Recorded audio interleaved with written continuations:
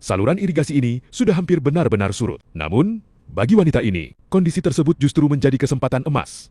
Air yang masih tersisa terus mengalir menuju sebuah gorong-gorong kecil. Ia pun mulai berpikir, jika air terus menyusut, kemungkinan ikan-ikan yang masih berada di dalam saluran akan ikut terbawa arus. Dan ternyata, dugaannya bukan tanpa alasan. Di tengah arus, ia melihat seekor ikan kecil berusaha melawan aliran air. Tak jauh dari situ, di balik rerumputan, ternyata seekor lobster air tawar juga terlihat bersembunyi. Temuan ini tentu membuatnya semakin yakin bahwa masih banyak hewan yang terjebak di saluran tersebut. Tanpa pikir panjang, ia langsung memasang perangkap ikan di jalur aliran air. Perangkap itu sengaja diletakkan untuk menahan arus, sehingga ikan-ikan yang terbawa aliran nantinya akan langsung masuk dan terjebak di dalamnya. Kini, ia hanya perlu menunggu, sambil berharap lebih banyak ikan muncul terbawa arus. Keesokan harinya, saat hujan mulai reda, ia pun segera bergegas menuju lokasi. Tak lupa, ia membawa sebuah ember yang nantinya akan digunakan sebagai wadah hasil tangkapannya. Dengan penuh rasa penasaran, ia melanjutkan perjalanan. Berharap perangkap yang dipasangnya kemarin memberikan hasil yang mengejutkan. Sesampainya di lokasi, ia langsung menarik perangkap yang kemarin dipasang di dalam gorong-gorong. Namun kali ini aliran air jauh lebih deras akibat hujan semalam, membuatnya cukup kesulitan untuk mengeluarkan perangkap tersebut. Setelah beberapa kali mencoba,